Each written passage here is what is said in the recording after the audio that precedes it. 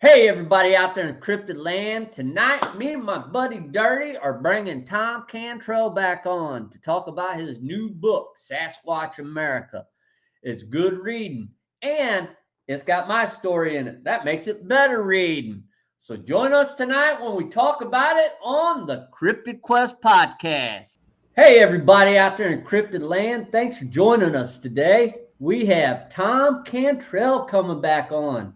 And he's going to tell us about his new book he just got out. I think it's number 16 for you. How you doing, Thom? I'm doing pretty darn well for an old guy. That's always good to hear. For somebody that's almost 82 years old, I'm still getting along pretty well. Heck yeah, I'd say so. You always look good when you're on camera. probably got all them nurses there at where you're at running after you all day long. Oh, I do. We've got a lot of aides here that about my every wish they take care of. It's pretty darn cool. There you go. And it's terrible not being able to do for yourself, but it's nice to have wonderful people ready to step in and help. Well, I'm glad they're there for you. Yeah, me too. So you say this is book number 16? Number 16, Sasquatch America. Sasquatch America. Yeah. I just got my copy a couple days ago. I tried reading a few of the stories, but they were really, really good. Actually, you got my encounter in that book too. That's right. So, I do. Yeah. So if anybody wants to check it out, man, they're all good stories. You want to give us? It's available on Amazon, but I'd prefer if you bought it directly from me from my website, and that's just my name.com, thomcantrall.com, and because that way I can sign up for you. Cool. That's the reward an author has, is being able to sign his books when he sends them out. Heck yeah. Yeah. I was going to say that made me super happy when I got mine and I saw it signed. So I took the link that you sent me and I put it on my family's our feed. We all talk to each other and stuff because they all said, "Oh, we want it. Where do we get it?" So I gave your feed. So. Is that why I've had it all? Do you got a lot of family in Missouri? Yes. I've got a lot of requests coming out of Missouri. There you go. Well, you think. It looks like a campaign there. Yeah, well, I'm campaigning for you. That's cool. Thank you very much. Oh, you're welcome. Thank you for coming on. Basically, the book is just a compilation of about 20 to 22, I don't remember exactly which, stories, other people's stories. And some of them are short and quick, and others are more involved. There's one, probably my favorite, is a lady from up in Nova Scotia. And she's just getting started, hasn't seen one face to face yet, but the feelings that she was able to get across in her little description just caught my heart. It just spoke to me. And so I had to include it. Yeah. Had nothing to do with the fact she's cuter than a bug. Of course not. Yeah, I'm equal. I even put yours in there. So yeah, and I'm ugly as a goat. So you got it. So yeah, it's a real interesting read. With this book, I noticed, there's stories from all over the United States. Yep.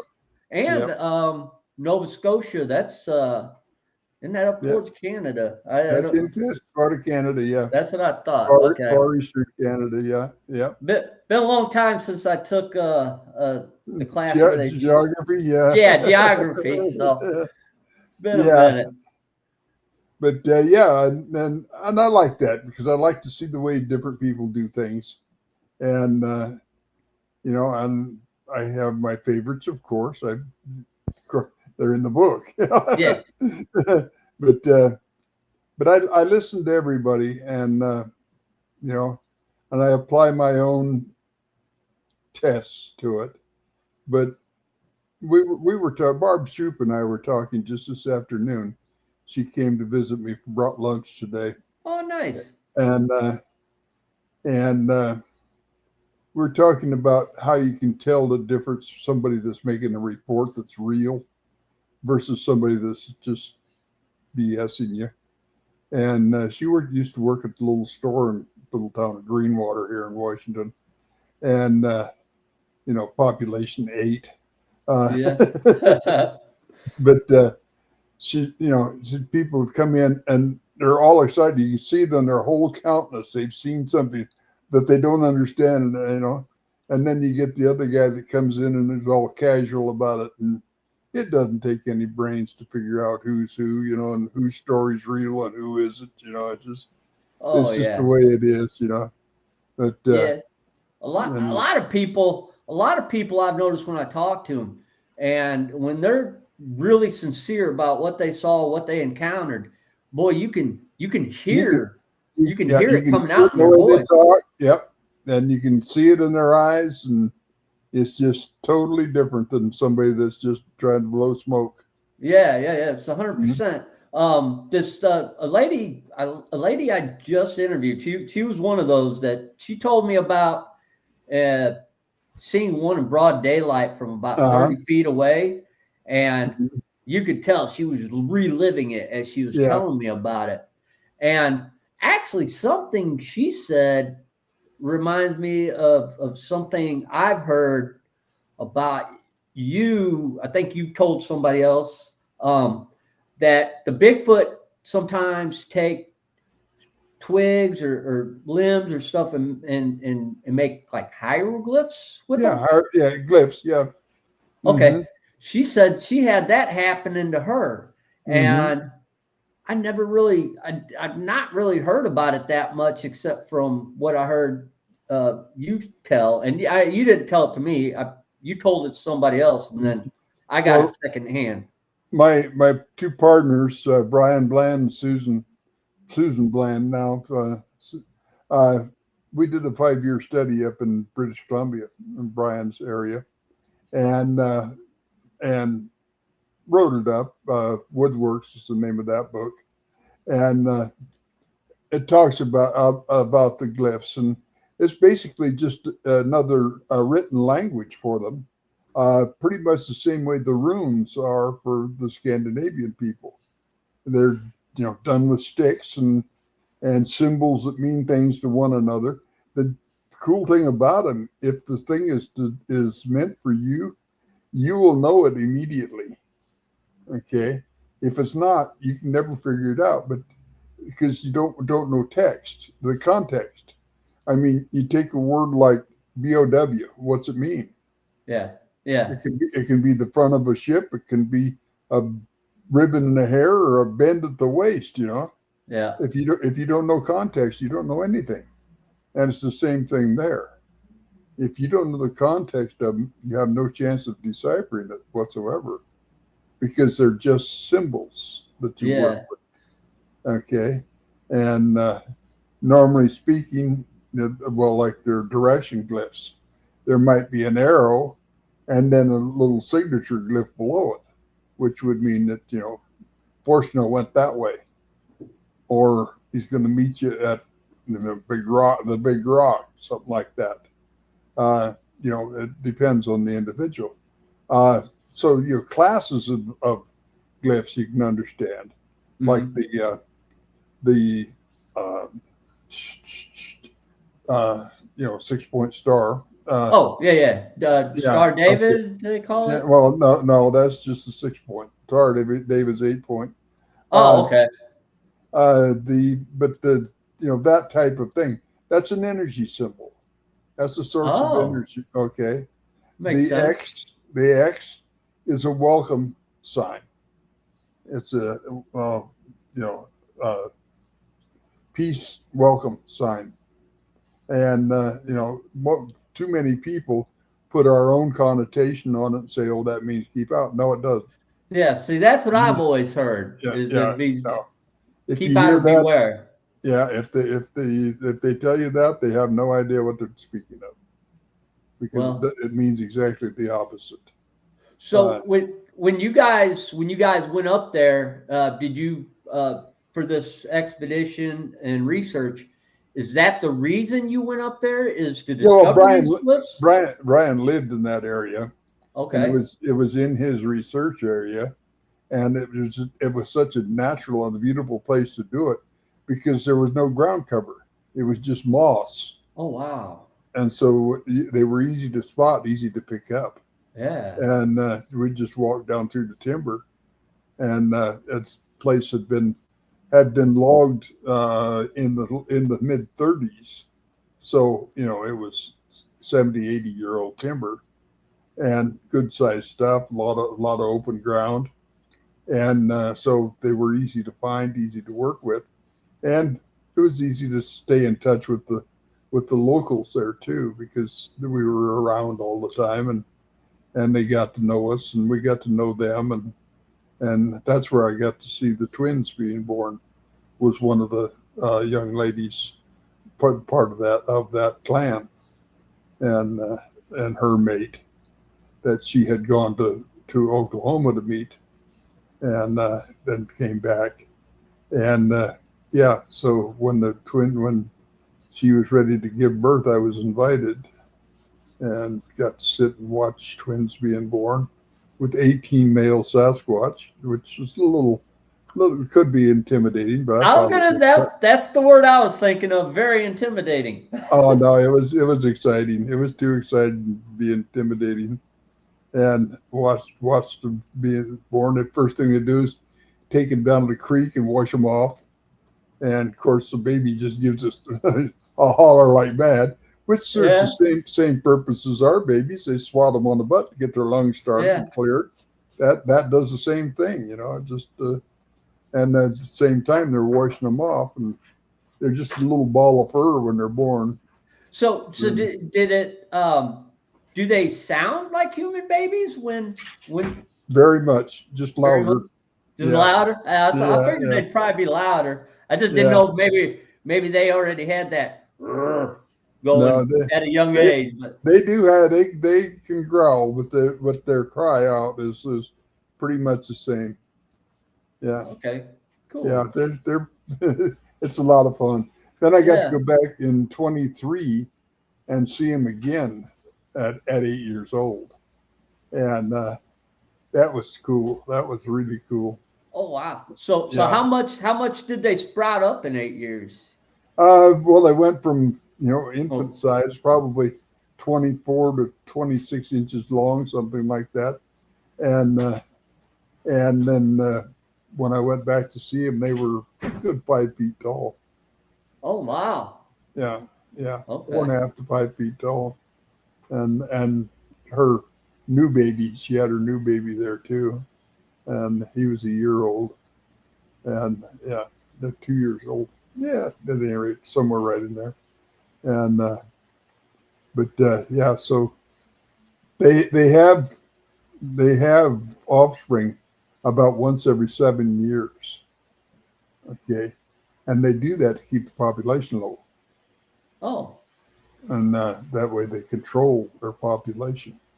so Yeah, so do they control it? Do you think that they, or do you know if they control the population for the fact that they want to stay secluded, or that's is exactly that what it is. Yeah, okay?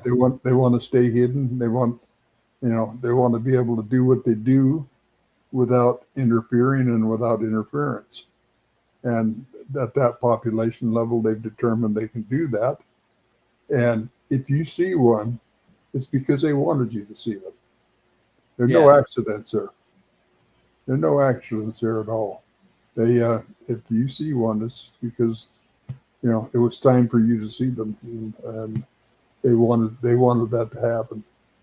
So, and sometimes, okay, so the encounter that I just listened to, the lady was in a fight with her boyfriend and wandered off into the woods and was like Mm-hmm. crying. Mm-hmm. And the Sasquatch came in and was watching her, and that's when she spotted it. And Mm-hmm.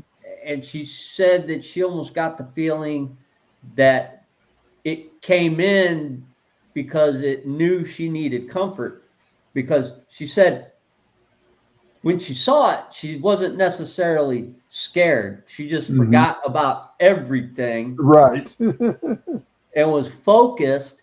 But she said she wasn't like scared. But I mean, I get, Hmm. yeah, it's something like, and the cool thing about this is this lady was a complete skeptic Uh-huh. before this. She So said funny how that changes. it is, yeah, yeah. She said she would make fun of people if they would bring up a story or talk about it. They would be she'd be like, "What do you got? You Mhm. got a head full of spaghetti? These things don't Right. exist." Yeah. And Right. and now it's like her whole life has changed because of it. Now, Um, I I could name 100 people that way. yeah, yeah. Yeah. Yeah. Just go from total skeptic to, oh my heavens, what have I missed all my life? You There know. you go. Yeah, yeah, yeah. And Hmm. I think I love it more when a skeptic Hmm. has an encounter because Hmm. it gives, not that I need validation, but I think it gives a lot of other people a little more validation Hmm. that these things are real and they're out there, and we really need to understand them. Um, Hmm. I don't know that we necessarily need to discover them because, No, as you said, there's nothing we can do for them. I mean, other than leave them alone. You yeah, know, they don't need protection. They're doing quite well on their own. And the worst thing they could ever do was have to have the government have to take control, you know, over the yeah. situation. Because what are they going to do? Tell them to stay on a reservation? Yeah, right. Yeah, yeah, Yeah. yeah. I'd say that people aren't very good at intervening and making things better. Usually, when we intervene, Especially our government, you know. oh, Show, 100%, look at what 100%. look at their experience with their indigenous peoples. Yeah, yeah, Yeah, yeah, yeah, yeah, yeah. yeah. It's That's a atrocious. shame.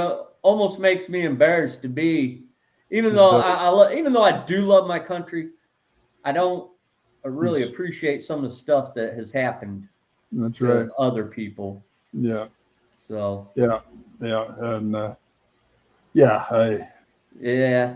So on There's to a happier things. there's a movie out that's really good one. If you haven't seen it, it's worth seeing. Called Last of the Dogmen. Oh Uh, yeah, it is good.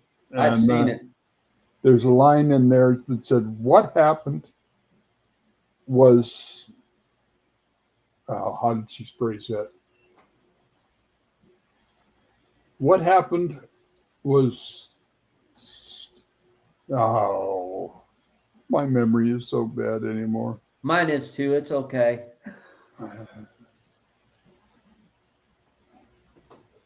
At any rate, words to the effect that what happened was not to be changed. That had to happen. The way it happened was unconscionable. Ah, well, that makes sense. I mean, Yeah, yeah, that yeah, makes sense. yeah, yeah, So your next book, you say you're already working on your next book? yeah. It's next one, and probably my last one, uh, is going to be an autobiography. I've been asked. Oh, I've been asked for that for several years now, and so that's what I thought I would finish up with is an autobiography. oh, that would be awesome. And I'm into it a couple of chapters right now. I'm working with Barb Shoop on her book. We're just about finished with it and ready to release it. And Arla Williams, I've got one with her that I just have to get published. I have to get with her to get time to get together to get all the code words so we can both get on at the same time so I can publish it for her.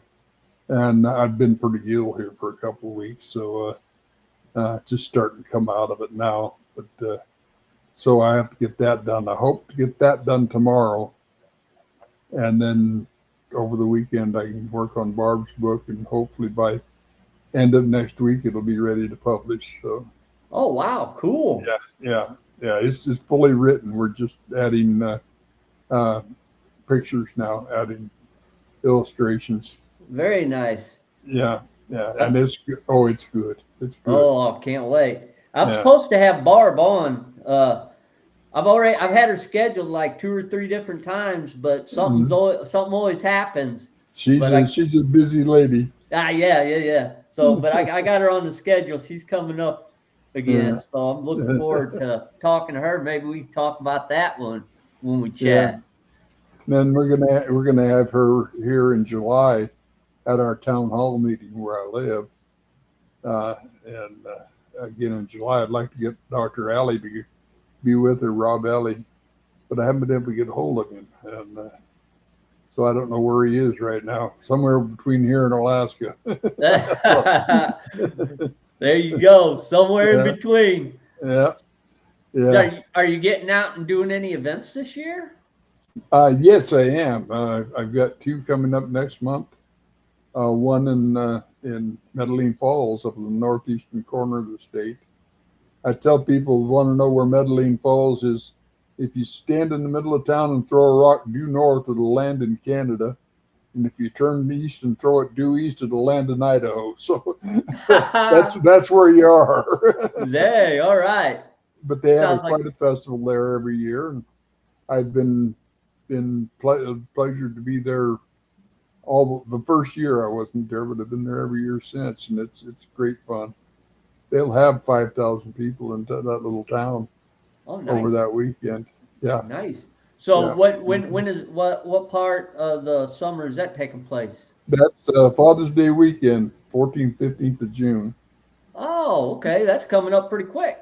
Yeah, then the weekend after that, uh, we've got one in closer to home in Packwood, Washington, which is heading up one of the mountain passes, and we're gonna do Mel.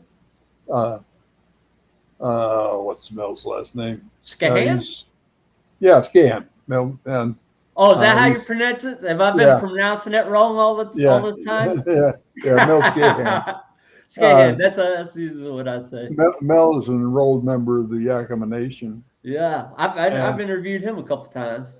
oh, he's a cool guy. I love Mel. Yeah, he's awesome. Yeah, and so he's hosting one there, and I've been invited to speak at that one. Then July we have one somewhere I can't remember exactly. Oh, in Oregon. Beachfoot? No, I don't do Oh, Beachfoot anymore. oh, okay. Uh, and but that's Oak Ridge up in the Cascade Mountains. Oh, okay, I think I And then might have heard of that.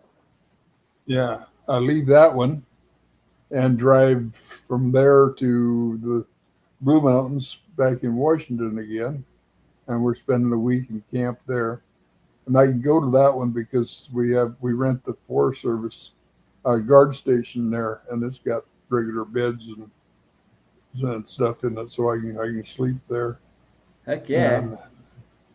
And then August, I've got my camp out in Northern California, 8 days in camp there, and we'll be running an overnight expedition into the Patterson Gimlin film site. And Nice. last time we were in that camp was 2014, and I think I have 5 videos on my YouTube site off of what happened there. We had 5 face-to-face sightings right in camp. Oh, wow. We had 2 more on the road, standing right in front of the car, 20 feet. Uh, Ooh. yeah, Holy cow. Any yeah, of them you can talk about? yeah. We had we had one where the gal was frozen. Pardon me. No, that just all I said was, We is had there any one of where the them? gal was just frozen up and locked in place, and I had to help her get back to released again. So you actually, she saw it and then just like froze? uh, Looked like we lost our host for a minute. Oh, am I But here? I'm here. yeah, now you're here. Okay. Yeah. Sorry. So I was like, Yeah, so she saw it and then she just froze up? yeah. Well, he froze her. Oh, She yeah. was Okay. walking back to her tent about 11:30 at night, and came around a bush, and there, about 12 feet in front of her, he was standing there picking plants and eating them right in front of her tent. Woo! And he just froze her in place. And she was bent over. She couldn't even stand up straight. Oh And my. all of a sudden I hear my name being called, and I'm just getting ready. She and I had been sitting at the fire talking till late. And I just getting back into my tent, getting in bed. And she started calling. So I was, I'm coming, Kathy. And I got up and I walked out, and here she is bent over, just couldn't move.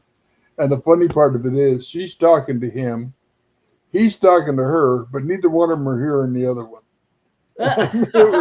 It was a trip. I'm sure it I, was. as I was going on, I said, "What do you see, Kathy?" She says, "It looked like two big redwood logs. I saw two legs." So when I got to where she was, he was back by a tree beside her tent by that time watching. And I told him, I said, "I've got her now. She's okay. You can release her." And he did. And that's a safety thing.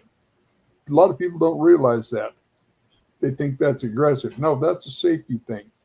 Where we were, there were probably 15 different stream channels that ran across that meadow. And they were 8 to 10 feet deep, straight off the side. Oh wow. If she'd gotten panicked and started running, Yeah. she could have run off into one of those and done severe damage to herself. Yeah. But by freezing her up, then he can get out of the way, then release her, and she's all right. Same thing happened to Kyle Gibson up on the lake one day. He and his wife were fishing, and they were playing Ron Moorhead's Sierra Sounds tapes at high volume from the boat, just to see what would happen. Well, they found out they shouldn't be able to do that. Here's this big male. They saw him way up on a mountain coming down. And being from the east, you probably have never seen a piece of ground like that. It's pretty bare, patches of trees in the shaded spots and small valleys. And the other side is just bare rock. Mountain goats, mountain sheep, bighorn sheep live on it in profusion. And here he's coming down that thing, and they're watching him. He'd go out of sight. About the time they figured he'd come back in, he'd come back into sight. But then he went out of sight and didn't show up again. So Kyle watched for a while. He said, "I'm going to swim ashore and see what's going on." And he just got in the water and swimming, and he came back inside again. But as he was making so much noise, he couldn't hear his wife yelling at him. He swam to shore. The Bigfoot came down to the beach, and they met one another when Kyle stood up there, were eyeball to eyeball. Oh. And the Sasquatch froze him in place right there. He couldn't move. Sasquatch turned and went back up the hill, and I've got a picture of that too. And then he released him. And when he did, Kyle just jumped back in the water and started swimming back to the boat. And his wife said he looked like, Mark Spitz or Phelps didn't have a thing on him. He was up and playing coming back. He was setting speed records getting off that beach. I don't doubt it. But I've actually heard of people say that they have been frozen by them, and it's like they want to move but they can't. Do you think? And they say it's a safety thing. I've heard that infrasound can do that. So, but how do you think they do it? Do you think they do it with infrasound or with their mind? I don't know, because the muscles are locked. They're just flat locked, and nothing else hurts. So I don't know. I don't know how they do it. I really don't. Okay, I've heard that. A lot. I was going to say, I've heard that infrasound has that capability. That infrasound can actually make you basically paralyzed, where you can't go. Yeah, I suppose if you get it down far enough, it could. I don't know. There's so much. Much that people talk about that they don't know. Yeah. If I had an audio specialist, we could talk about that. But most people don't even know what infrasound is. Yeah. I had one person say, "I can hear infrasound." I said, "Well, if you can, it isn't." Yeah, yeah, yeah, By yeah, definition. yeah, yeah. Yeah, Well, I've learned that. Well, and obviously, there's sounds low that we can't hear, and there's sounds yeah, high that we can't hear, kind of like a absolutely. dog whistle.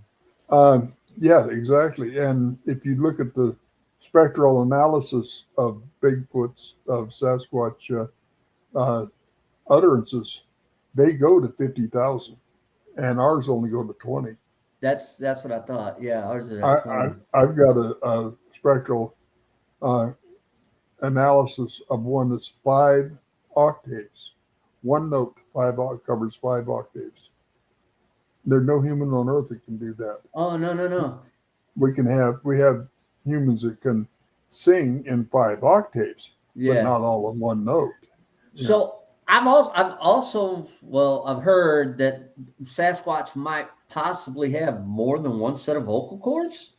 I'm thinking that they do. I'm thinking that they have those huge resonance chambers in their throat because they're so large, and it reverberates everything.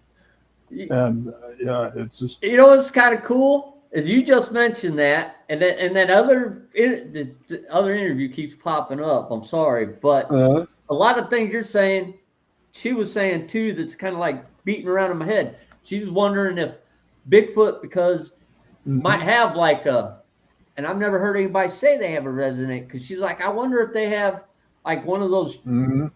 in their throat, kind of like those one monkeys. I guess she was talking about howler monkeys because they got big and they blow it up and they're so the Bigfoot have that ability to do that? Did you hear me? I didn't hear a thing you said there. You Oh, broke up so bad. oh, okay. I'm sorry. So the lady I was talking to, she said that she wondered if Bigfoot had like howler monkeys. They have the big I don't know throat, and they Hmm. get a lot of air in there, and they can Yeah, make an extra loud yeah, sound. They have that yeah, ability. yeah. It doesn't expand like the howler monkeys, but it does serve the same purpose because they're so large. Yeah. That just but naturally is so large in there, and yeah, it's really to be close to them and have them do that is really a feeling that it's innervating. It'll actually take energy from you. Uh, Wow. just just yeah, by the sounds that they make, and that's just normal communication. I mean, that's nothing special about that for them. Uh, they're they're absolutely magnificent individuals. They're the things they do and the way they do it just absolutely surprise me. They're magnificent. I don't know how to say it any differently. They just Well, I know they've got abilities we can't even fathom. I'm sure there's probably exactly. things that they can do that we don't even know they can do yet. I would imagine. There is that, but I've had my teachers told me we have no we have no ability that you did not at one time have, and the difference is they keep adapting to their environment, and we started adapting our environment to us, and we did. We Yeah. moved indoors, and when we moved indoors, we started losing things because we didn't need them anymore. We didn't need to talk hilltop to hilltop anymore because we were talking across the fire. Yeah. And now, it's and there's many other things the same way. Many other powers that what we call powers that they have that we've lost just because of disuse. You know how our body is. If you don't use it, you lose it. You know, That's right. and it'd be wonderful to get some of those back. And Yeah. in some people, there are vestiges of it yet, and they can make it work. I, we've all been around people like Uri Geller, who could, bend sports with his mind. Very, very classical. Uh, People who have the ability to use their mind to communicate. Uh, it's rare, but it's there. Yeah. you know, and so yes, we could some way somehow get back to it. And, So uh, does your teacher your teacher still talk? We might have talked about this the last time we talked, but I don't remember. If your teacher is still in communication with you, yeah, or yes, he tells me what I should be writing about, and and he basically told me who should be in this last book. You know, and basically that's people he trusts. cool. So It's not and just how me trusting them; he has not to not trust just them you. too. There you go. Well, But hey, it's always all my other books, the subject I was writing came from him. really. Whether it was the stuff we've been talking about now, Hmm. or how they do stuff now, or how we should react with them, how we should interact with them, and their lifestyles. That's all. It's all things that he's taught me. He'd like to come at 3 o'clock in the morning and wake me up to give me this information. I says, can't we do this, later after I'm awake? He says, you're not disturbed now. I says, I wouldn't be disturbed at 9 o'clock either. I'm retired, No, no, you're not disturbed now. So, yeah, he was right. I had very little disturbance at 3 a.m. Yeah, yeah, yeah. So except for one large hairy guy. yeah. So and when he talks to you, I mean, man, I would have a million questions I'd want to ask. But something I'm curious about, has he ever given you any information on, and I'm sure he probably would know how their lifestyle and culture has changed since we've come. I'm talking about the white man and settlers. Has Well, have they done they've anything to always had to change? contend with. Yeah, they become more remote. They were probably closer to the Native Americans, to the First Nations people, than they have ever been to the non First Nations people. But they always had to contend with people. They were never uh, not not in our lives anyway, contemporary with any humans. Uh, we're very closely related, but not that closely related. I Okay. got you. I've asked several times if I could live with them, and the answer is always no, uh, because you know we're different species, Yeah. and But we they think are. Yeah. do they think you just wouldn't be able to survive in their environment? Right. Right. Yeah. Okay. Yeah. Uh, but believe me, I have a tough enough time trying to survive in our own environment. So I'm telling you, man, yeah. it's a daily So struggle, maybe isn't they're in it? it. It is. It is. I get so tired of liars and cheats. Yeah, yeah. Oh, Yeah. trust Yeah. me. I got you Two things I two things 100%. I cannot abide is a liar and a thief. You know 100%, man. why they I'm think on they board have with the you there. why people think they have the right to something somebody else has earned has never been a question that's answered to me. And that even goes as far as you know into politics. I see these people wanting somebody else to pay back their student loans. Well, if you aren't going to pay it back, why'd you take it out? And 100%. why is it? And why is it somebody else's responsibility for what you did? I just don't understand that. I don't either. That guy's rich. Well, what did he? How did he get rich?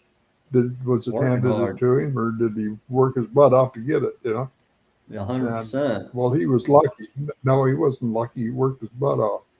I've seen people talk about the owner of Amazon, how lucky he was. There was a time he couldn't come back in this country. He was so far in debt, and and then before it finally started to click and work for him, that guy Yeah. spent devoted a lifetime to that. Even although socially I don't care for what he does, but Microsoft, you Yeah. know, those guys came out of college and put a business together and made it work. They had a better bicycle, and that's what drew people. It had nothing to do with being dishonest or anything else. They just did a better job. And I think that's what we're supposed to be about. Not you Yeah. do a better job and then give it to me. Yeah. You know. Yeah. Well, I think Yeah. the Sasquatch got it right by keeping their numbers small and staying away from us. And Because they probably have to deal absolutely. they have to deal with a lot less We liars and cheats that way. we don't have anything that they need. Yeah. You know, nothing that So they need whatsoever. I've got a They question. would do How sure. how big do you think their general like family groups are? Because I know there's probably like a male that's Oh, out here by himself here and there, but like a general there'll family be group. 1 to 3 family groups. Yeah, there'll be 1 to 3 families in the clan.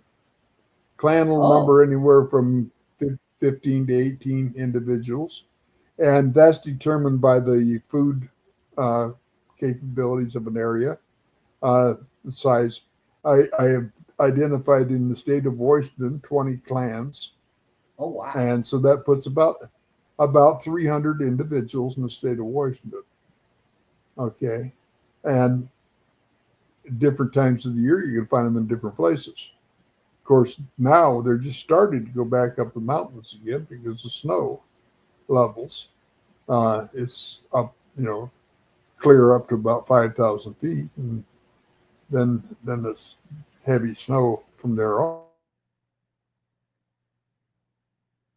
Well, They work work as hard as they can, and wintertime they're out on the beaches because there is no place on earth that has more uh, uh, meat, more per acre than salt marshes. They grow tons of food there and tons of protein. That's the word I was looking for. yeah. There's more protein there than any place else in the world. Yeah. And so, and in the wintertime, the minus tides, the lowest tides are at night. So they can be out there with That's total perfect. impunity because nobody's going out in the wintertime Yeah. out Yeah. on the Yeah. beaches. You know? Well, yeah. Well, I Mhm. just did an interview with Tynese, and it's kind of like how the Operation Sea Monkey, I think they called it, came about, was because the natives told them that the Sasquatch would go down to the beaches and collect, I guess, clams from the beaches. Mm-hmm. Um, The clams and so, cockles and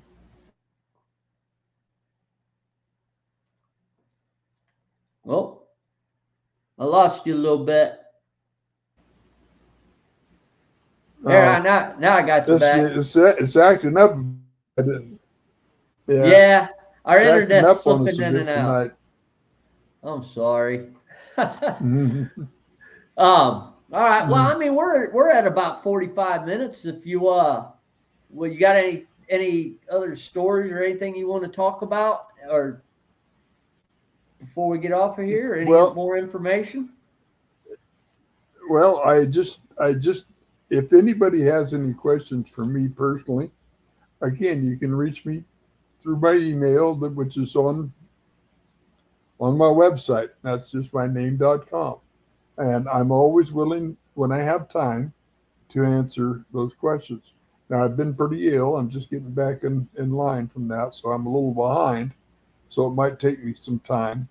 I've got why didn't you tell me message from my sister Oh no. that I haven't answered yet. So, so I know where the rest of my night's going for that, Yeah. but yeah, but we just, I want people to know that these things do exist and they exist for a reason. Okay.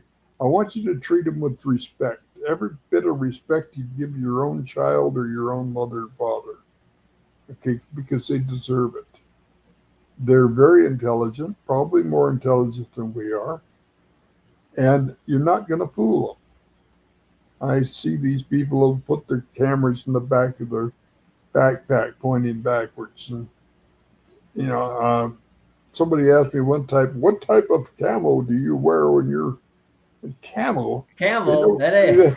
yeah, they know when I turn off the paved road, for Pete's sakes. Yeah. Yeah, it's up to them. Everything is up to them. You've got to make them want to contact you. There's got to be a reason for them to want to contact you. Okay? There's nothing I can do that will encourage them to contact me if I'm doing it wrong. Okay? You've got to, your mindset's got to be right, and you've got to want it to happen, to have a net lasting contact. Now, you might see one on 2 ridges away, or one across the road in front of you in the middle of the night. Again, those are not accidents, but that might be all you see. Mm-hmm. And if you want to bang on trees and scream into the night, go ahead and do it. You'll get answers, but that's all you get. Yeah.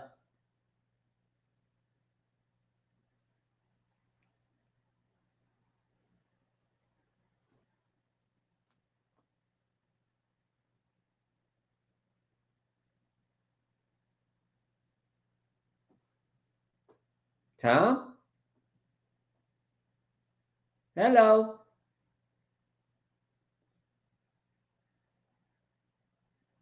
Put out apples. They love apples. Put out fruit. Any type of fruit would do. Okay. Uh, Another thing I like to put out is Oh, I lost him. Oh, the is he pieces. back? Oh, there you are.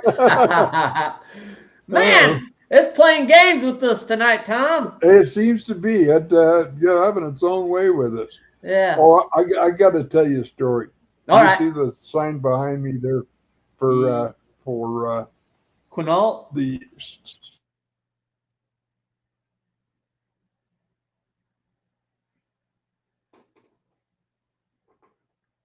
Oh, your mic's off again. Your mic's off again.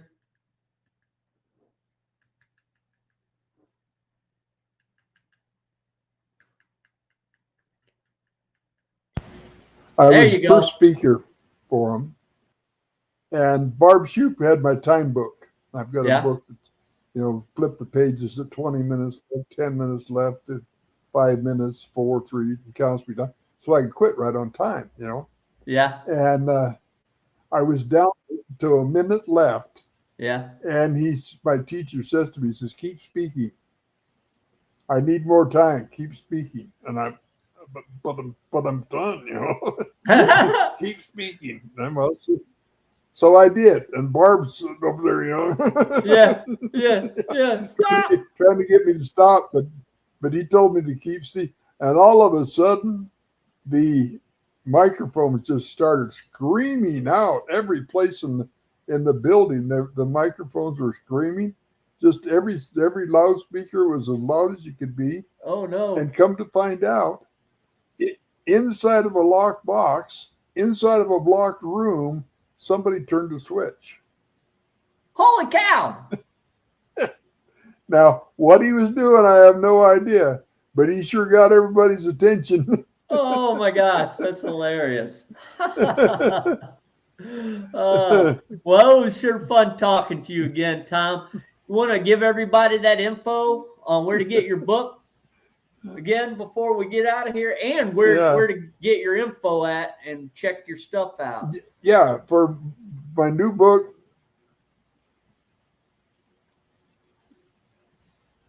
For my new book, or for any of the others, it's just www.thomcantrall.com, and there's several pages there that you can There's also lots of stuff you can read there. There's some videos that I posted there, some essays that I've done there. I should keep it up better than I do, but I've been so busy. I just don't get to it, I And understand. I can't work 8 hours a day like I used to. If I can get in four, that's a long day for me at 184 years old. Yeah. You know, like thanks for having me on, sir. I really really appreciate it. I just I love your show, and I just it's fun to be back. Yeah. If you ever need Go ahead. if you ever need to talk to me, just get a hold of me. Okay. Heck yeah. I love All having right. that privilege. Thank you, Tom. All right. Thank You you so betcha. much for joining us tonight, Tom. And everybody out there in Cryptid land, keep it creepy. Yeah, out in the woods where the shadows creep. I'm trying to find the legend that the people keep. Bigfoot's the name, got a story to tell. Footprints in the mud, can't you hear the bell? Whispers in the night, can you feel that chill? Bigfoot on the run, he's a legend, keep it real. Bigfoot, yeah, he's the talk of the town. Creeping through the trees, never wearing a frown. Legend of the forest, he's got a big stride. As the trap beats thump, you know he's got pride.